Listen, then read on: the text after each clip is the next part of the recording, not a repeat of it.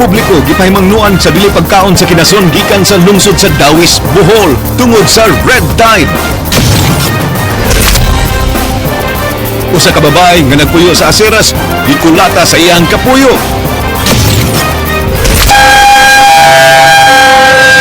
Jump shop naog daw sa sunog taliwa sa pagbunot sa uwan. Kilat ang usa sa gituan nga hinungdan. Socialized tuition o K-12 program ang unod sa gihimong graduation protest sa UP Cebu.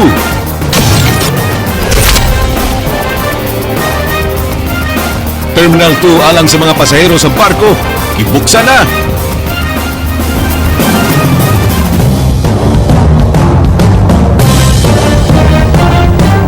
May hapon Sugbo Kabisayan, aniya na mga balita, uban ang kanatibukang pwersa sa News 5 Cebu. Karong adlawng Biyernes, pitsa 26 sa buwan sa Hunyo, tuig 2015, ako si Glenn Soco. Amo na ihatod ang masa yung pagbalita, inubanan sa mas komprehensibong impormasyon. Ako si Georgia Herrera. Georgia, ang publiko gipahimangnuan sa pagmatngon sa ilang gipalit o gikaon nga mga kinhason tungod sa red tide sa Dawis, Bohol. 12 na ka mga tao ang nadala sa Hospital Glen tungod sa paralytic shellfish poisoning. Andrea Patenya, Suginlimi. Niluwat na og advisory ang Bureau of Fisheries and Aquatic Resources sa paglikay sa pagkaon og shellfish meat kung bisan unsang matang sa kinhason nga gikan sa Dawis, Bohol tungod kay base sa ilang laboratory results, positibo kini sa red tide toxin. Ang red tide gumikan sa algal bloom kung pagpanaghan sa harmful algae sa dagat. Matod sa BFAR, ang algal bloom posibleng nahitabo tungod sa kalit nga pag-uwan-uwan human sa taas nga kainit nga panahon hatud sa El Nino. It's a lockdown. So kaya yung init o sa mo galit ang ulan as in ang gitawag sa science of nutrient loading kanang murag we are fertilizing the seawater na to sa muna it's contributes to the favorable conditions sa kanang gitawag algal bloom. Ang makakaunog kinason nga dunay red tide toxin, posibleng makasinati og paralytic shellfish poisoning. Sintomas niini ang kalibanga, paglisod og lihok, ginhawa, pagsturya ug pagtuon ug pagbati og mga ginagmay nga panguryente sa kalawasan. Makamatay na siya kay paralysis including sa imong respiratory and even sa imong pagsulti. Mga gunghal na ka, di nakakabatsyag o mga sensory o mga sensations na magagmay maglimog-limog sa imong unod because it has something to do nga mublock sa imong nerve nga kanabang access nga to sa imong central nervous system into movement. So including sa imong respiratory mo nang uban maubo-ubo sa di na mo ginhawa automatic mo na makamatay na siya. Sa nadawat nga report sa DOH-7, 12 na ka mga tao diin sagad niini mga lalaki ang naapektuhan sa paralytic shellfish poisoning sa Bohol. Siyam niini ang na-admit diin 8 ang taga-Dawis, usa ang taga-Luay, usa ang taga-Panglao, usa ang taga-Tagbilaran City ug usa sa Hagna. Silang tanan pulos nakakaunog kinason gikan sa barangay Sungkulan ug Tutulan sa Dawis. Matod sa B47, duna na gipakatap na sakop sa bantay dagat sa coastal water sa Dawis aron pagsiguro nga wa nay makapanagat didto aron way mabaligya nga seafood gikan sa maong lugar. Dinhi sa Tabuan Public Market, mabantayan nga nagmingaw ang paninda sa mga shellfish ni Michelle. Matod niini sa Cordova ug di sa Bohol gikan iyang paninda. Apan gipanghimakak niini nga ang red tide maoy hinungdan kun nganong nagmingaw iyang paninda. Gani way kalibutan ang mga mamaligya ay dinhi kabahin sa kasamtangang red tide phenomenon. Tungkol sa kwan siguro sa panahon o mga tao o may kwarta. Murag kupot sa kwarta tungkol sa tuition ana. Dili tungkol sa red tide. Lakip sa advisory sa BFAR nga mahimo ra nga kanon ang isda basta siguraduon lang nga labas kini gihugasan pagmaayo ug nga gikuhaan sa iyahang mga internal organs sama sa iyahang hasang ug tinai.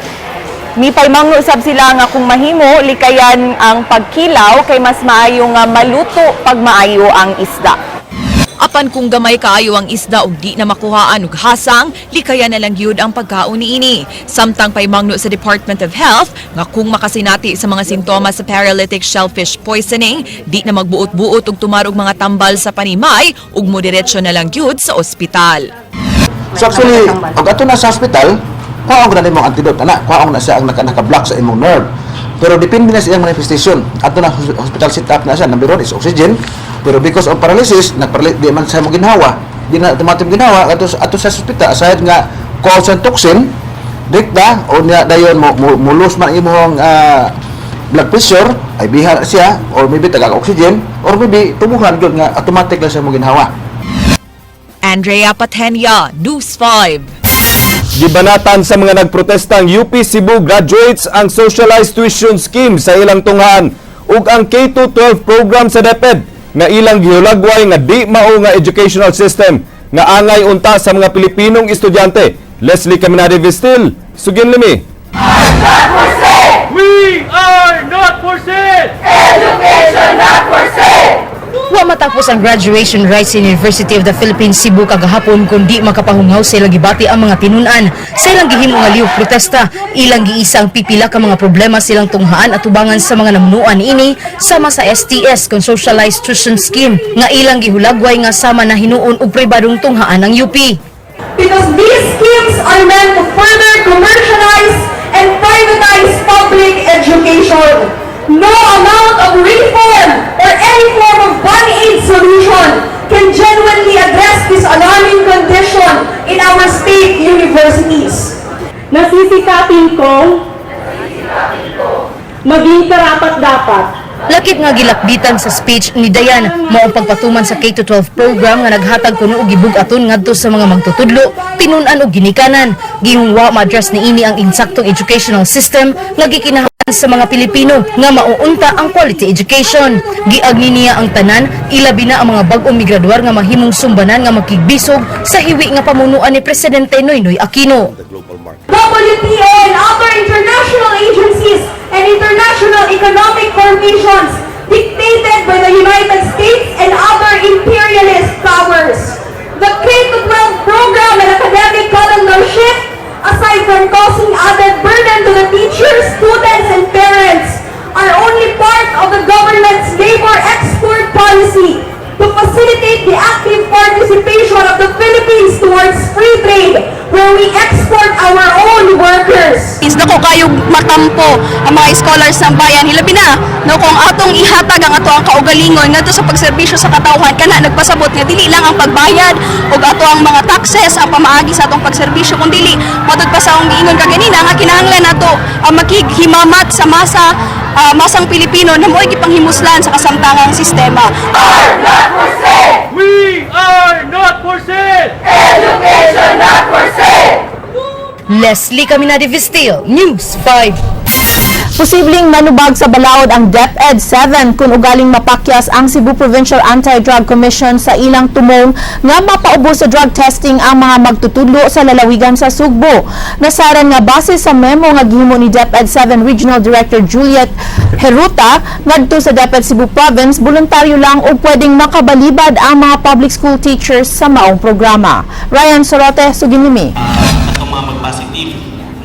Di pa masugdan sa Cebu Provincial Anti-Drug Commission kung sipadak ang pagpa-drug test sa mga magtutudlo sa probinsya kay way klarong baruganan ang Regional Office sa Department of Education. Kinumduman nga miluwat og memorandum si DepEd 7 Regional Director Juliet Heruta na nagtugot sa local government units sa pagpahigayon og drug testing sa mga public school teachers apan doon na kini pakapin nga mahimorang mobalibad ang mga magtutudlo sa drug test kung dunay igong rason. Mo nga di mo sugot ang sipadak ni ini og ilang gi-insister nga kinahanglan mosunod sa balaod ang mga public school teachers sama sa ubang mga empleyado sa gobyerno kay kunyano ra nilang balibara ng drug test daw sa wara kini bili bisan og gimando sa balaod. Kung mo refuse and then pwede na lang kung explicar, I feel that it will defeat the purpose sa atong pag-hanggang sa drug test. Tungkol kay as a government official or an employee, dapat they have to submit themselves to a drug test. Gipasalig ni Herrera nga protektahan limitahan sa ilang buhatan ang katungod sa mga magtutudlo nga ipaubos sa drug testing. Siguraduon kini sa sipadak pinaagi sa guidelines nga ilang buhaton uban sa kadagkuan sa DepEd. Plano nga masugdan ang drug testing sa di pa mahuman ang tuig apan nagduha-duha ni ini ang sipadak hangtod nga di ma-finalize ang guidelines ug ma-require ang tanang magtutudlo. Kung magmagahi sa pag-cooperate ang DepEd 7, mahimong manubag ni ini si Regional Director Heruta sa Civil Service Commission ug sa Balaod. Kung ang head of office have the failure to implement the drug-free workplace program, sila mo'y liable for the violation of Section 32 of RA 9165. Ryan Sorote, News 5. Junk shop sa Barangay Basak sa Dakbayan sa Mandaue na ugdaw sa sunog ganiyang kadlawon, kilat ang gingong hinungdan sa kayo. Leslie Camina de Vistil, Sugin Limi. Ingon niini na kadako ang kayo sa nasunog nga J. Abayan Junk Shop dihang naabot ang usa ka fire truck sa Basak Fire Substation sa Dakbayan sa Mandaue. Wa makatabang ang kusog nga uwan sa miulbong kayo. Sud sa 15 minutos, una pa miabot ang dugang fire trucks nga gireklamuhan sa nasunugan. Maayo na lang nga nakagawas ang mga tag-iya niini uban sa ilang katabang. Igo na lang silang nagsud-o nga gilamoy sa kayo ang ilang negosyo ug pinuy-anan diin tapot lawas ra ang ilang nadala. Namatan sa katabang sa mga abayan ang kainit ug nagkayo na ang imabaw nga bahin sa junk shop, hinungdan nga iya dayong gipamukaw ang iyang mga amo, dayon na ngayog tabang. Asa na kita jud sir? Tayo, nanukot siya kung saan ako aso, gawas na mo. Kayo naman, kay kung nag-autaw-tauran pag yung siguro tayo, dahil posibility na mahurot na baboy, hindi ka gawas sa kay. Duda sa tag-iya sa junk shop nga ang kusog nga liti kagabi nga miigo sa ilang dapit mo mi resulta sa pagkasunog sa ilang junk shop kay imposible nga ang ilang mga appliances o electrical connections ang hinungdan kay ilang man kining kanunay nga gibantayan. Apan matud sa Mandaue Fire, posibleng dunay nagtulo sa ilang atop ug miigo sa ilang kuryente ug mispark nga mo'y hinungdan sa sunog gawas sa miigo nga liti. Hinuon wa pa sila mahuman sa pag-imbestigar. Kilat na hinungdan gid ani? Malagmit kay paguman sa katong kilat mao naman to ni kuan naman ang tao nanukpok na siya kuan man nag-uwan man kuno ang sugan niya nag-uwan posibilidad na ka-spark ito sa tubig kay open naman nga nasugdan ng tubig ang kuan niya yung bumbilya basta mo tayo naka-trigger wala spark. Sud sa 20 minutos na kontrolar ang kayo ug nagbilin og danyos nga 300,000 pesos. Diin lakip nga nasunog ang auto, canter truck ug motorsiklo. Leslie Camina de Vistil, News 5. Duha ka kaso sa pagpangulata ang gialarmahan sa kapulisan kagahapon. Mga biktimang babae gipangulata sa ilang kapuyo nga tiggamitan og ginadiling drugas. Ryan Sorote, Sugin Limi. Nagkurog si Ira samtang gitabang, human kulataha o gibunal-bunalan og kahoy sa iyang kapuyo nga si Brian sa Aceras sa Maidan 1 Osmeña, Barangay Capital Site, Dakbayan sa Sugbo. Pasado alas 3 kagahapon, nagubot ang dapit, dihang misinggit og tabang si Ira. Nakuhaan sa photographer nga si Juan de Vera ang hitabo, samtang nag-standby sa atbang nga coffee shop. Matod sa mga nakakita, way hunong nga gibunal-bunalan ang biktima gamit ang kahoy, hangtod nga miabot ang mga pulis og nakasibat ang kapuyo ni ini. Di nahapit makatingog sa Ira tungod sa kahadlok ug sa kasakit sa iyang mga bunog nga nahiguman gigan sa mga kamot sa iyang kapuyo nga tiggamitan og ginadaling drogas. Gibunanan man ko. Nena ako gihatod nga kato. Ngayon may kaon ba din? Wa ko kabalo. Gipuspusan sabi ining lingkuranin ni Roderick Doron ang iyang kapuyo nga si Raquel Alestra kagahapon sa hapon. Nagubot ang ilang mga silingan sa sitio Abono, Barangay Tinago, Dakbayan sa Sugbo sa ilang nabatian nga lagubo og paghilak ni Raquel nga gusto untang mugawas sa ilang balay apan gibabaga ni Roderick. Nagpatabang sa mga taga-barangay o mga pulis ang mga silingan apan nagmagahi si Roderick sa pag-abli sa pultahan. Ira kining giablihan pag-abot sa SWAT tungod sa kahadlok. Giangkon sa sospek nga iyang nakulatahan si Raquel human nanabi nga doon na siya'y kabit. Matod ni Raquel nga kulatahon lang siya sa iyang pares kung makagamit kini ginadaling drogas nga giangkon sab sa sospek. Unong imong sukmak? Wala nung sukmak ko nang ipakon patok mo. Ang sumbag ako sa wa maigo. Ryan Sorote, News 5. Adunay milutaw nga mga pangalan sa tulo ka police officials nga posibleng pilian sa presidente nga mahimong sunod nga PNP chief. King Perez, Suginlimi. Ang tulo ka mga opisyal nga top contenders alang sa pagka-Director General sa PNP mao sila si Police Director Danilo Constantino nga may Directorial Staff Chief sa PNP, Police Director Ricardo Marquez, ang Directorate for Operations, ug Deputy Director General Marcelo Garbo, nga may Deputy Chief for Operations. Si Garbo ug Constantino nahimong mga Regional Police Director sa PNP diri sa Tungang Kabisayan. Matud ni PNP Training Service Director Vicente Loot, iya mga kauban sa Batch 82 sa Philippine Military Academy nga silang Marquez ug Constantino. Professionalism, intellect, and wisdom on how a public service should be done. Wala mo komentaryo ang PRO7 Director kung kinsa ang gusto niyang mahimong PNP Chief sa tulo ka opisyal. Lahat naman naghihintay, di ba? Kung sinong mapupusuan ng presidente, we will respect the choice of the president. Ang OIC sa PNP nga si Police Deputy Director Leonardo Espina moabot sa mandatory age of retirement sa edad nga 56. King Perez, News 5. Subay sa search warrant ang gihimong pagpangronda batok sa usa ka lalaki nga nalambigit sa illegal possession of firearms ug dili sa kamatayon sa kapitan sa Barangay Agos. Mubalik si King Perez. Giklaro ni PRO7 Regional Director Prudencio Tom Banyas nga di pa makumpirmar nga suspect sa pagpatay sa kanhi kapitan sa Barangay Agos ang napatay sa Criminal Investigation and Detection Group kagahapon dito sa lungsod sa Buena Vista sa lalawigan sa Bohol. Nag-serve og search warrant alang sa pagsuta og mga illegal firearms ang CIDG Bohol. Batok ang Roland Bentilio. Apan gingong nagpabuto sa iyang armas ang subject, maong misukol ang pulis nga may resulta sa kamatayon ni ini, uban ang usa ka Fortunato Demil.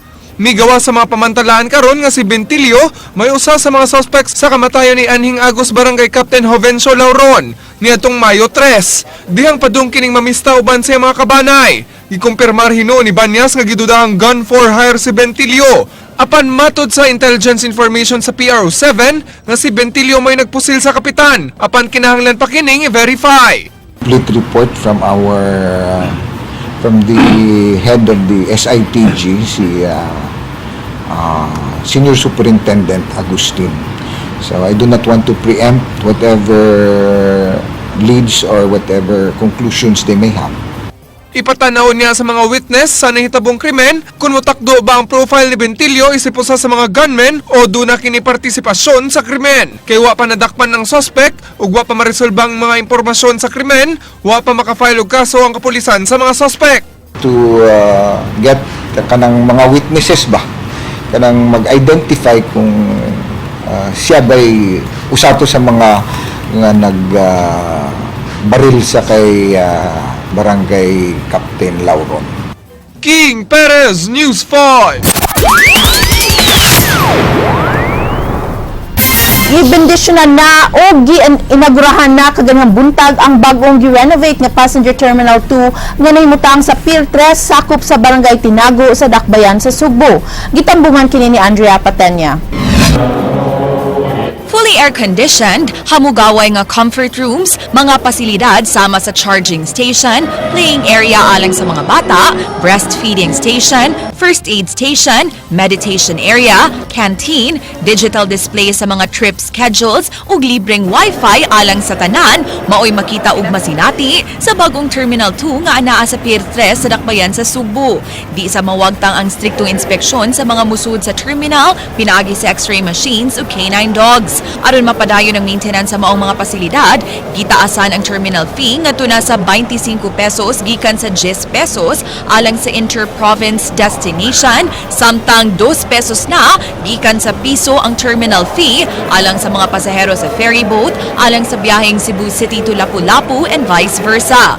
Exempted hinuon sa terminal fee ang mga senior citizens, persons with disabilities, mga mabdus ug mga bata nga 11 anyos pa ubos. Alang sa pasahero nga si Marvin, okay lang nga mubayad og 25 pesos kay sulit kini tungod sa bag-ong pasilidad. Gani, mas nindot pa kuno kini kaysa sa NAIA Terminal. Well, mas maganda pa nga itong terminal nila compared doon sa NAIA 2 o 1 doon sa Manila, Airport Manila. Ay sa Manila, hindi naka-aircon doon. Open doon. Pag umulan, smoke, ay humid. Dito so far, class A, rated 5, I rate 5. You don't mind the 25 pesos na terminal fee po? Okay lang po. So far, Sulit sulit siya. Ningon sila nga ganina nga, mas nindot pa ni sa Manila ko, no? Natural, nganong Manila ang mga atong sukdan. Ang atong objective is to make the improvements here in the port and at the airport world standards, not Manila standards. We'll be better Manila anytime. Nanawagan ng General Manager sa Cebu Port Authority nga si Edmond Tan nga magtinabangay ang tanan sa pagpabilin sa kalimpyo sa terminal. Di mahimong higdaan ang mga lingkuranan, gawas lang inig gabii. To help us maintain the cleanliness of this place. Kasi atin to, hindi naman to basta kung magiging malinis to, di siyempre maganda ang ating di ba? Pag daan dito sa terminal.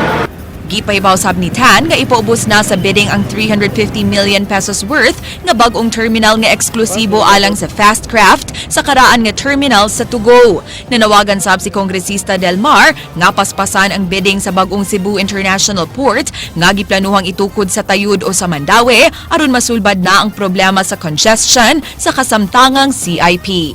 Andrea Patenia, News 5. Gipaabot nga mulambo na unya ang kagamitan sa temporaryong Cebu City Medical Center alang sa serbisyo o pag-alagad sa ilang pasyente kay makabaton unya kinig mga bag-ong kahimanan sama sa Oxygen Medical Pipeline System. Ray Pasaporte sa Ginimi. Nagtinguha nga mo-donate og oxygen medical gas pipeline system, BMC generator og shredding machine. Ang tag-iya sa BMC hospital system nga si Dr. Edward Dampor Sr. Ang maong matang sa mga equipments, dakog matabang sa mga pasyente nga di maka-afford og palit og oxygen. Gawas niini, idukahon sab ang publiko sa insaktong paggamit sa oxygen ngadto sa mga pasyente. Matud ni Dampor nga 99.9% sa mga pasyente nga naggamit og oxygen tank delikado sa ilang panglawas. Gingong kasagaran sa nangamatay nga pasyente naasud sa intensive care unit kun ICU.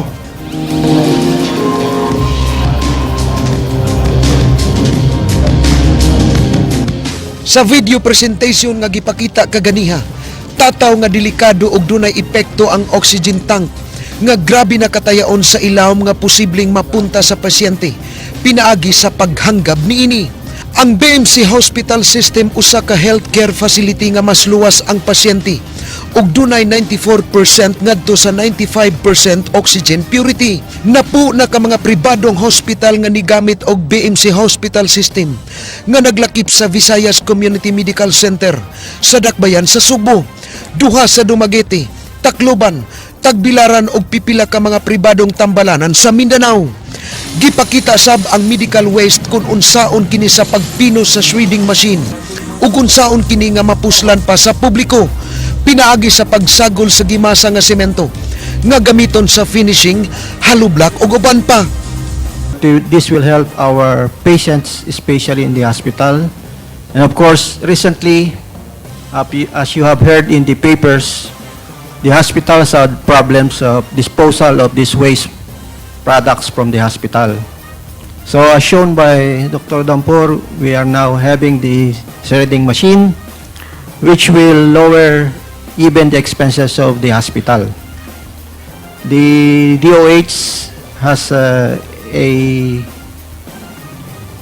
policy that we cannot just throw our waste matters anywhere. So we have to contact different waste matters collectors and we have to pay it by kilos. So imagine, siyempre, idadagdag namin yun sa pasyente when we charge. The safety of our community, oxygen is indispensable. We know that we cannot live without oxygen. But too much oxygen, we cannot live also with too much oxygen or too little of it. That's why we have to balance. But in the service of hospitals, are we really delivering the right amount of oxygen? That's why when you saw the presentation, at first I was questioning Dr. Dampor, how many oxygen concentration are you delivering to the hospital? And we must be sure that that oxygen is pure and clean. VCMC or Visayas Community Medical Center is the only one in the city of Cebu with this kind of plant or manufacturing plant. We joined the bandwagon sometime in April of 2013. From that time on, our problems with transportation or transporting of the oxygen in bulky tanks is minimized. Dugang ni Bilarmino nga sawa pa sila mogamit sa BMC hospital system. Daghan silang nadawat nga reklamo sa mga tagtungod silang pasyente nga nagmo sa buko-buko og ilang gidudahan nga resulta kini sa gigamit nila nga oxygen tank. Ray Pasaporte, News 5. Georgia, unsay paborito nimong destinasyon diri sa atong nasod? Well, if you ask me, Bohol, because it's nearer to Cebu and it's virgin pa siya in some ways and the beaches are beautiful. Taga Bohol masag ka. Mo Yes. nimong gigikanan, no? Mo gyud. Dunay usa sa mga labing inila nga tourist destination sa nasod. Mao ang lalawigan sa Palawan nga sakop sa Luzon. Makitan sa Palawan ang underground river nga lakip na karon sa new 7 wonders of the world ug ang mga nindot nga mga isla sama sa lungsod sa El Nido. Atong ilailahon ang usa sa mga tribo nga nagpuyo sa maong probinsya pinaagi ni King Perez.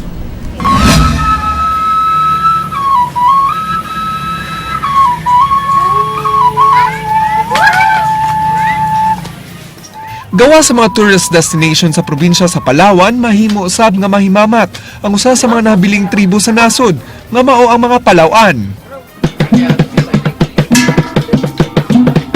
Sa Butterfly Eco Garden and Tribal Village, makitaan kining mga nagtiniil ug nagbahag nga mga lalaki. Educational cultural performance ang ilang ihalad ngadto sa mga bisita kanila. Di nilang ipakita ang ilang mga naandang buhat dito sa kabukiran. Strike lang. And di naman the one that you see there, that's your cotton. The cotton Sama also sa pagbuhat og kayo, pinagi sa duha ka bato. Suma sa National Commission for Culture and the Arts gibana-banang kapin 40 mil sa mga sakop sa maong ethnic group ang nahimutang sa habagatang bahin sa probinsya sa Palawan. Matud sa nagduma sa Butterfly Eco Garden and Tribal Village, nakita niya ang panginahanglan nga mapabilin ang kultura sa mong tribo sa ilang lalawigan. Kininunod sa padayong pag-migrate sa mga Palawan sa urban area sama sa Puerto Princesa City ug sa pag-convert sa uban kanila ngadto sa Islam o Kristyanismo. Yes, because of the changing world, the pressure from industrial sa lowlands. So, unti-unti nawawala yung, nagdi-disappear yung kanilang culture and traditions. So, dito, they have a very good share. They can live in harmony with this modern world. Nasod ang pamilyang Rodriguez sa mga Palawan. Humando na gihimong blood compact tali silang patriarka ug usa sa mga tribe leaders niadtong tuig 1972. Duha ka tuig pa lang nga natukod ang tribal village. Din makit-an sab ang replika sa mga panimay nila didto sa bukid. Duna say pamaligya ang mga produkto nga ginama sa mga Palawan, sama sa sandals, blow darts ug ubang handicrafts nga mao'y usa silang tinubdan sa panginabuhian karon. So they come and go, they bring their products here, and then after a couple of weeks or months, babalik sila sa taas ng bundok. Gihimo ni Rodriguez nga di pagpahimo sa mga Palawan ang iyang gihimo. Gani way labot sa cultural performance ang pagsayaw-sayaw ug bugtong pagpatingog lang sa ilang mga instrumento nga ilang nadawat kaning adto nga nauso pa ang barter trade sa wa pa maabot ang mga Kastila.